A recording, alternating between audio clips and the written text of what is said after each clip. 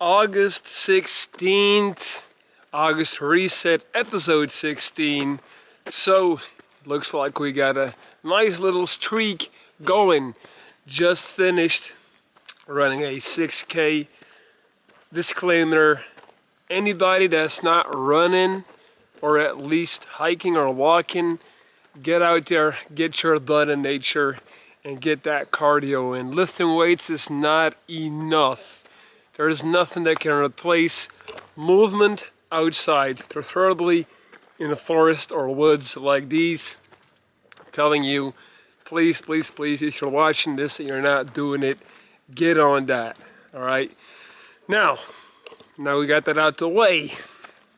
Today, I want to talk about losing one's mind, losing your mind. And I want to detail an experience, a story that should have been a video probably 3 years ago on this channel. But for whatever reason, I've always been very reluctant to share it or talk about it.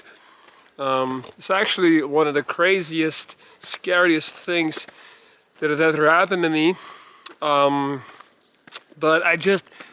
there has never been a day where I felt like today is the day I want to share this story where I damn near went crazy for an extended period of time. And guess what? Today is not that day either. But the good thing about this August Reset is that me forcing myself to create content every single day, at some point you run out of the fun things to talk about and the emotional things to talk about, you know, that feel good to vent. At some point you're left with nothing but the things that you don't want to talk about, but probably deep down inside you kind of know you should. So let's get into it. For this one, I'm taking you guys back to my second jaw reconstruction. So this takes place in 2016. My initial jaw reconstruction had completely perished, literally rotten away. So I was walking around without a jaw. This is right after when I enrolled in Spanish evening school, and I bumped into my new surgeon by going to that Spanish class. Like I already told you this story. If you are a loyal subscriber, you know damn well what I'm talking about. So I'm getting a new jaw reconstruction, which means I'm going in for a 16 to 17 hour marathon surgery. Now at this time, I was smoking a ton of weed because guess what? I was scared shitless. I was depressed. I thought I was gonna die. I couldn't even look in the mirror. So needless to say, I was looking for an escape to feel numb, to feel high, to be able to cope with my reality. So I was smoking a lot of weed, right? Daily basis. And we basically get to the point where it's like, go time, surgery time. All right. Now what happens before I continue the story, this is really important to note about weed and all the people that are regular smokers are gonna know exactly what I'm talking about. When you are a regular weed smoker and you quit smoking weed, it tends to mess up your sleep. A lot of people smoke just to be able to sleep, actually. They'll smoke an indica in the evening to be able to gently slide into the night, stop overthinking, and be able to relax, right? So what happens is when you quit smoking, you tend to get these extremely lucid dreams, vivid nightmares, if you will. You'll just like, you'll wake up in cold sweats and you'll have like these marathon dreams that feel like, you know, one of those dreams that feel like you've been like in a different life for a week, and then you wake up and you realize it's been like you've been in your bed for 6 hours. That's what happens when you quit smoking. Now, Now I'll give you guys the science behind it, because it's actually really interesting. It's really cool why this happens. When you smoke weed and you go to bed, your body never gets into so-called REM sleep, right? Either REM sleep or deep sleep. It's one of those two, but it doesn't really matter that much, right? So REM sleep or deep sleep is very important for the human brain, as this is the time of day, no pun intended, since it's at night, that the human brain actually processes all the stuff that has happened that day, like all your thoughts, all your emotions and ideas. Like, that's kind of when the human body orders your mental, literally. When you're not able to go into REM sleep or deep sleep because you're going to bed stoned, the human brain creates a backlog of all of these unprocessed emotions and thoughts and ideas and things that need processing. It literally creates a backlog because it's not able to put it through the machine, if you will, to process it. So then, let's say you're smoking 3 months in a row, every single day. You'll have a backlog of 3 months of unprocessed stuff just sitting there. The first night that you go to bed without smoking, the body acts off of instinct. The body sees an opening because finally we're going back into REM or deep sleep for the first time. So what does the body do? It being the highly efficient machine that it is, it literally tries to cram as much of that unprocessed stuff that's sitting in your mental backlog, and it just tries to process it all at once. It literally just basically goes in overdrive and throws all this stuff at you that you've been building up in the last couple of months. That's why you get these crazy, insane dreams. That's why it feels like, you know, when you're sleeping sober for the first time in a long time, it feels like you're losing your mind. So this is all very important to know to continue with my story. What happened to me was, I had been smoking daily because I thought I was gonna die. Like I said, I didn't know what was happening, so I really didn't care about anything at that point. I even, because of surgery, like when it's a surgery that's like 17, 18 hours, you have to obviously already be in the hospital the night before, because they literally start working on you like 7 a.m. because it takes the whole day. So I went in, my dad dropped me off, I went in the night before, and I was so gone at this point in terms of like my weed addiction and me not giving a damn. I just figured like, hey man, I don't want to spend that whole whole night before the surgery being up, being anxious, being in my bed all sober. So I actually pre-rolled a joint and took it to the hospital with me. And around 11 p.m. I snuck out of my hospital bed. You know, like you don't have anything in you yet. You're like they haven't, like they don't work on you until the next day, obviously. So you're just like laying there. So I snuck out of my bed to go and smoke my final joint pre-surgery at the hospital parking lot. Like that's how badly I needed it. So I'm going in next morning, marathon surgery, and because of my initial jaw amputation, I suffered such gruesome physical pain in terms of my face and my jaw and my throat and everything. I had developed a crazy trauma due to all of that happening. I thought I was being smart by asking my surgeon to bypass the first 2 weeks of waking up after surgery and suffering by asking him to keep me in a medically induced coma. So we actually agreed that they would keep me in a coma for the first 2 weeks after my jaw reconstruction so that I wouldn't feel the gruesome physical pain I did like last time, right? Like my idea was, I'm just gonna sleep for 2 weeks. I'll be there chilling, sleeping, not feeling a damn thing, and I'll wake up and voila, things will already be 2 weeks further. Everything will already be less painful and much easier. You know, that's how I thought of it. Now, what ended up happening was, they do the surgery, all right?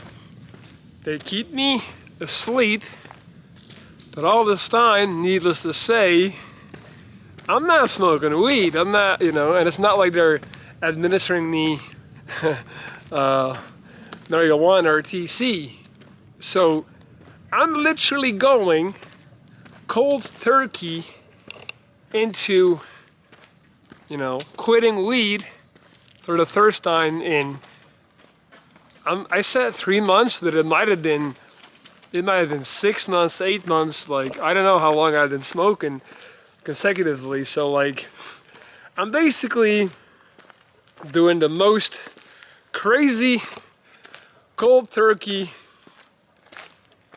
withdrawal that you can ever imagine, whilst I'm being kept asleep.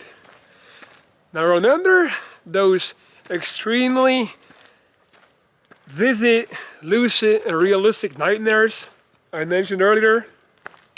Yeah, they were still there. They were still very much there. So I was kept in a constant nightmare world for over 2 weeks. And that didn't mean that it was like me having 14 bad days. It more so felt like me having, you know, 3 months of sheer horror and gruesome fears. And like the worst thing, like, nothing can make you more scared than your own mind. Like no movie, no book, no person knows what scares you more than yourself, your brain, your subconscious brain. So I don't want to get too much into detail, but I had these constant nightmares that I was being held against my will, that I was chained to a bed, that people had kidnapped me, and I kept trying to escape.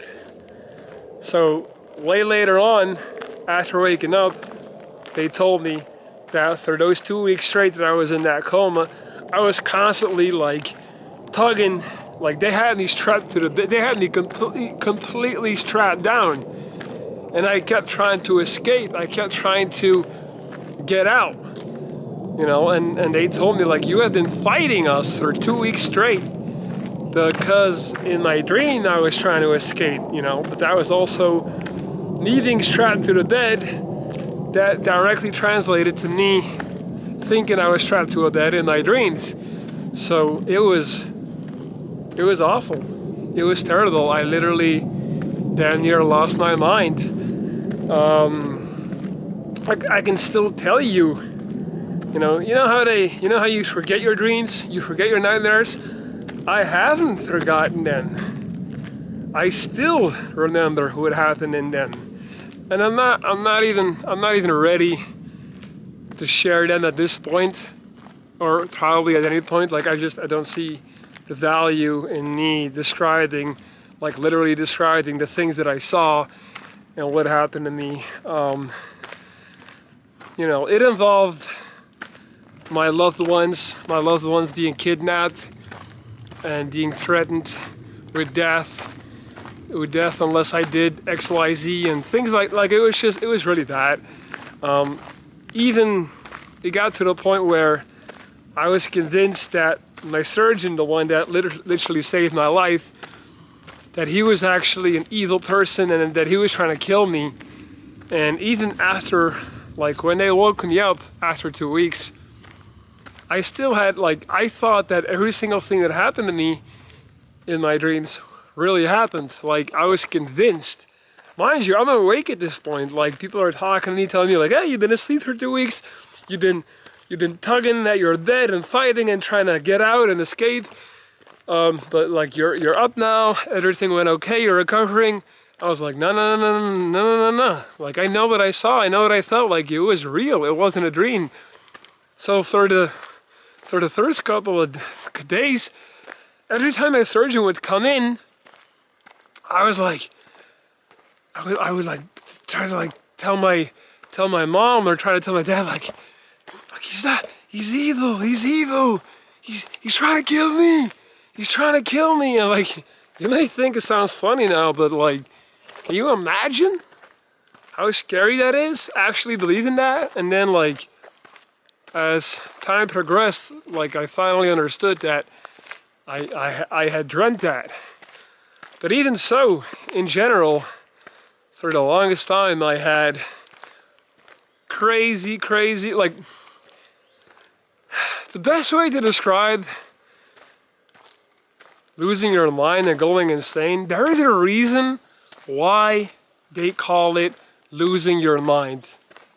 There is a very good reason for that, because it feels as if, I'm going to try my best to explain this. When you go into that state of like mental delusion and it feels like your mind, your stability is like you have two parameters. Like, imagine you have a line here and a line here. And your mind, you being sane, is like a ball of energy, like a ball of, you know, a spirit. And it's basically ping-ponging in between these two lines. Like, that's your life. Boom, boom, boom, boom, boom. You know, you're always, you can get sad, you can be happy, up and down, things can happen, but you're always in between these two parameters. What I felt after that, for 6 months, it took me 6 months, I felt like this for 6 months. Those parameters are gone. You feel like you're just literally lost. Like you're trying to, like there's nothing keeping you in the realm of sanity anymore. Like, those borders are broken or gone. Like, the highway that you had, that highway is now just like, there's no longer a path. And it's super fucking scary, and it really, I remember being months after the surgery thinking, and still like knowing that a certain emotion or situation, it could still trigger me, or like it could make me feel like, oh my God, like I don't have solid ground under my feet anymore. It feels as if the earth below you just opens up and there's nowhere to, you know, there's no more support. Like, you could just fall in an endless pit. That's why they call it losing your mind, because that's how it feels. That's, you know, that's the best way I can describe it. Like, you're falling and there's no bottom. And lucky for me, after 6 months, it finally began to like, it began to get better, and it started going away. And I often and sometimes still think, like, I wonder if I never fully recovered and got back to like the old me, and if I'm still like a little bit, if there's like permanent damage to my spirit. I don't know. That's the story, guys. Never shared it. I'm not sure if I did a good job telling you, but I did enjoy telling this story, but I guess if somebody can get value out of this or can recognize it and can hereby know that it doesn't always mean it has to stay that way, it will have been valuable. Thank you.